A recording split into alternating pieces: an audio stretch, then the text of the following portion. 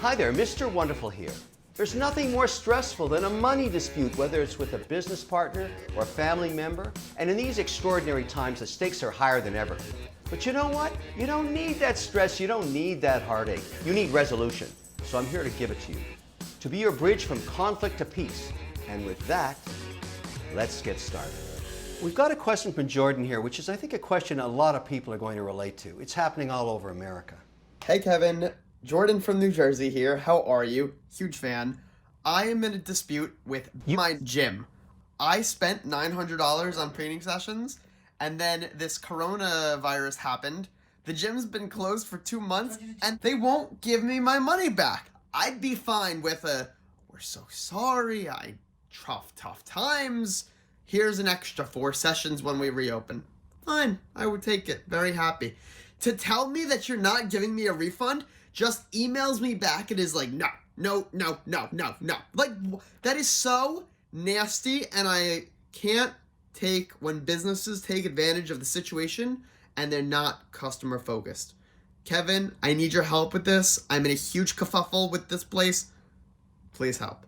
Jordan, I can't stand nasty kerfuffles, as you call it. And surely there's got to be a resolution to this. Let's be pragmatic. The guy's running a gym operation. Nobody could see the pandemic coming. I get that. You probably have no contract because this is really a relationship between a trainer and you in a gym. I'm going to guess that. So basically, this is about what's fair. For the business proprietors, the trainers, you got to be fair. You got to offer your time and service to your clients. And they will not forget. Jordan's not going to forget if you do that. They're going to make sure that they work with you going forward because you cared about them at a time when they couldn't work with you directly in a gym. So I reached out to your gym and they got back to me. Let me tell you what they said. It's good news, my friend.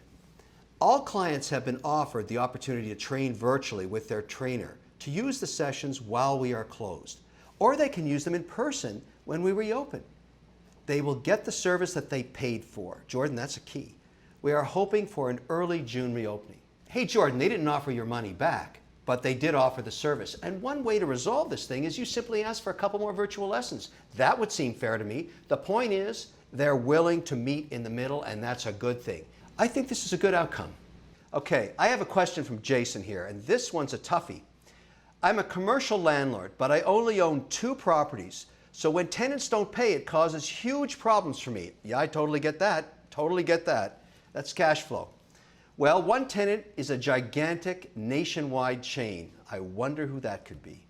And their corporate office just sent a letter stating that due to COVID-19, they're going to stop paying full rent as of June 1st. I think it's insane that a huge corporation is trying to shift its burden onto a little guy like me. I know that if I take them to court, I'd most likely win, but I can't afford it. What do I do? Jason, my friend, I'm dealing with 51 companies I'm an investor in, 29 of which are in disputes with landlords. I'm seeing both sides of this issue every day and dealing with it. It's really hard. But let me give you some immediate advice here, having gone through it so many times. You have to be very genteel in how you deal with this situation. Do you really want to bite the hand that feeds you? Think about it. They're basically asking you probably to defer the rent. In other words, they have no traffic, they have no income, and if you were to negotiate with them and say, look, it's unfair to me to take on the entire economic burden, can I extend the lease for at least 3 months, or could we meet halfway? Or anything in between is better than saying, I'm going to sue you. Not a good idea if it's a national chain. So in this case, here's what's going to happen. Number 1, you're going to write a letter back saying, thank you for informing me of this, but you're putting me under stress because I'm a small guy and I've been a great landlord to you. That's number 1. Number 2, you're going to make a suggestion of where you'd meet in the middle. Number 3, and make sure you put this in there, that you've appreciated having me as a tenant and you look forward for better times. They'll understand what you're saying there. That is the right thing to do here. But don't just sit in silence contemplating litigation. Not a good idea. Don't sue the hand that feeds you. Remember I said that, and good luck to you. All right, I have a question in videoed from Suzanne on a very complex issue. Have a listen. This is my story. I have 3 products I developed, just me, no business partners, no rich husbands in Malibu financing anything, just me. The first product's on the market selling great. Second and third product, I wanted to try and get a patent on. So I hired a patent attorney. She suggested, and it seemed quite common sense, to do a patent search to see yes or no, would there be any reason on the market why these patents would be denied. So I did that, and the results came back saying, it looks good to go, so let's do it. Fast forward 2 years, both patent applications denied, rejected. And this is what I found out. There is a law, a very small but important law, that if any product is advertised or sold 12 months prior to the patent application, the patent application's invalid. They just deny it flat out. Now, you would think as a patent attorney she would know this, and she would advise as legal counsel any people that she was representing. So I don't know, she's either a complete scam artist or completely incompetent. Either which way, no bueno. I would love my money back. I work really hard for my money, and it's not a lot of money to a lot of people, but it's a lot of money to me. So please help. All right, Suzanne, very interesting case here. In a nutshell, you're telling me basically your attorney went and pursued a patent even though it would have been very easy to find out prior art or a commercial, as you said, happened 12 months earlier. To me, that sounds like incompetence. To me, it sounds like they tried to milk you with fees. That's what it sounds like. If what you've told me is correct, you've got a very interesting case here. So here's what's going to happen. The only path you have, unless you want to spend a lot of time and money in litigation, which the outcome is never clear, is to simply write a letter that contains this. You detail in that letter exactly what you told me. On this date, I called you and hired you to pursue a patent. You told me you were going to do prior art search. That's what it's called.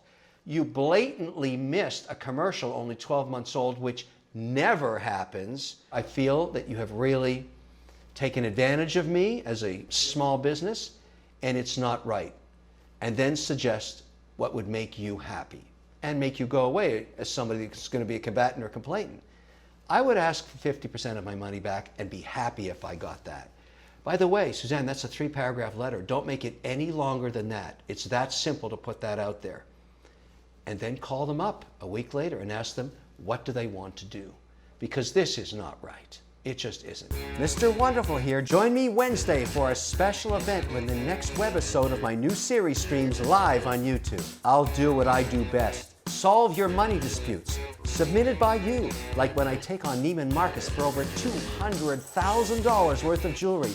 Oy vey, what a mess! And oh yes, Mr. Wonderful's calls always get answered. Join me and I'll be answering all your questions Wednesday at 2 Eastern. Go to cnbc.com/YouTube Live. I have a question from Denise, and this is very interesting. I think you're going to have to follow me through the different levels of the onion on this one. Ready? Here we go. I'm going to go slowly so you stay with me. This is about a golf cart I feel I should inherit. My mother-in-law, quote unquote, was dating my brother-in-law's dad. Brother-in-law's dad. Okay? But after she died and left behind her golf cart, my brother-in-law kept it because he said he'd put a new battery in it and was going to use it. That's the setup. He said she wanted to have it, but in fact, he hated her and always talked about her behind her back. I'm now not even speaking with my sister because of this. They're rich enough to buy 12 golf carts, and we are not. What is your advice? Well, I'm fascinated. I mean, there's a lot going on here. There's clearly family, there's a golf cart, there's capital expenditures and a new battery on the golf cart, but I understand fair is fair. You thought you were promised the golf cart, and now you have a family member that said, no, I'm not giving it to you. All right, let's try and put a value on this thing. It's a used golf cart with a new battery. What's that worth? If it was the Rolls Royce of golf carts, maybe $2,500. In reality on this one, $500 maybe? Is it really worth fighting about? I don't think so. This isn't a child, it's a golf cart. I've got a video from Amy, and I'm getting so many just like this video. Oh my goodness, I feel for these people. Hi, my name is Amy, and I am a parent at a middle school here in Miami, Florida. The reason why I'm reaching out for help today is because on March 15th, the students were supposed to take a trip to Washington, D.C. with a well-known nonprofit organization. Because of the virus, because of coronavirus, the trip was first postponed and then later on canceled. Now, this is an 8th grade trip. The students will be moving from middle school to high school next year, so it's not a trip that we can reschedule. It's not really an option for us.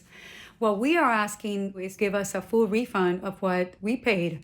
In my case, I paid $1,555, but I know that there's some parents that ended up paying a little bit more than that. I think it's only fair and it's only right for a nonprofit organization to give us back 100% refund. Amy, here's the problem. This is not a for-profit business. This is a charity, basically, that's trying to make great experiences happen for kids in middle school. They're altruistic. They're not after you to make money. What's probably happened here, Amy, is they've already spent money just organizing the trip. That money's gone. So here's what you're going to do. You're going to write a letter to every member of the board of that nonprofit. And because it's a nonprofit and it's public, you can get that information off their website. Everybody on that board is going to get the same letter, and they're going to know that everybody else got the letter. You're powerful, Amy. Letter is power. You're going to explain right out of the gate that you wrote a check expecting to send your child to Washington. The pandemic hit, didn't happen. You don't want a credit. It's useless to you and the rest of the families because your children are moving on. They can't use it. So you understand in the letter you're going to say that the nonprofit probably spent some money setting it up. You don't expect that back. You're willing to take less than 100 cents on the dollar, but you want the rest. I think you're going to find out they'll give you whatever cash is still there. And I think that's a fair outcome to this situation. Amy, good luck. I've got a business question from a kid. His name is August. It's an email. Let's check it out. I'm a kid mowing lawns. I have a 50-50 partnership with the other kid next door, even though I do all the bookkeeping and everything else outside mowing. The problem, I want out. I have no control over our schedule because I always have to wait for him to finish baseball practice before we can mow. I want to be paid extra for the bookkeeping, but he refuses because he says he could do it all too, except he doesn't. Whoa, I feel the tension. I want to be paid extra for the pickup truck I bought for the business, but he says it's my truck and has nothing to do with him. How do I end this thing? Just so you know, our estimated 2020 revenues is $20,000. Yeah, you got a business, kiddo, and you got problems with your partner. Let me explain something about partnerships. August, when you form a partnership with somebody, and this could be in business or in life, like your wife maybe, you are forming a bond, you are forming a relationship, and it's based on a 50-50 idea. Now, what you're complaining about is your partner's letting you down, not carrying half the weight. But that doesn't mean you can just walk away. If you want to end this thing with him, you got to buy him out. You're making $20,000. Maybe you're going to give him 5 of it, and it's sayonara. If he says no, you know what you do? Talk to his parents. Explain the situation, that their son is not cooperating with you, but you want to do the right thing. Help them mediate a deal. Your reputation is everything. August, remember, this kid is your next door neighbor. So how you handle is everything. He's not going away. He's living right beside you. You want to wake up the morning after you end the relationship in the business and still have him as your neighbor and a friend. Once that's over with, go find another partner and build the business. You keep doing the books, you keep doing the marketing, and you hire other people to mow the lawns. Now that's what I'm talking about. And I know you've got it because you're already making $20,000. You're doing way better than the guy that used to deliver papers. 20,000 bucks. You can make it 120,000. You make it 250,000. You need to lever yourself. You're an entrepreneur, my friend. I want you to go make it happen. All right, I've got a video from Joran, and this is about love. And Mr. Wonderful loves love. That's why I'm in the wedding business. You know, 2 times in life where you don't care about margins or price, when you get married and when you die. I'm in both businesses. I love them. Let's hear from Joran. Hello, Mr. Wonderful. I went and I bought a ring for my girlfriend to become my fiance, and I'm trying to be quiet because she's right upstairs, so, you know, shh, don't tell her. But I went and bought a ring, spent $6,500 on it. Jeweler claims he never got the payment. I have bank statements saying that it was taken, check was cashed, accepted. Is $6,500 make or break money? You know, not to everybody, but it's the principle of me not being able to call my girlfriend my fiance and just calling her my girlfriend. I hope you know how truly blessed I am to have this woman in my life, and I'd do anything to buy her a ring. If it's another $6,500 I got to spend, I'd spend it every day of the week because I love her that much. But wanted to send you this video letting you know what was going on, and I can't wait to hear a response from you. I love the fact you're putting love over money. There's only one time in your life when you're going to do that, when you're falling in love. It's so euphoric, it's so wonderful. I feel great for you on that. Now let's talk about the dispute. 3 things you're going to do right now. Sit your fiance down, tell her the whole story. You know, great weddings have mystique and mystery to them, and you've got a heck of a story here. You basically bought her a ring in good faith and never got delivery. I think that's going to be a story you're going to tell your grandchildren. It's fantastic. And still you got married, and still you're together. That's the hopeful outcome. Number 2, let's talk about the money. You're going to send a letter into their customer complaint department with all your information, including the canceled check, and say you never got delivery. Some employee in there is going to try and figure it out. Believe me, they don't want to defraud people, because you're also going to say in that complaint, if you don't get results within a week, you're going to go public with it.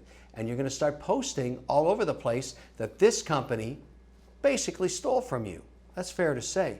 One way or another, you're getting your money back. It's just a matter of time.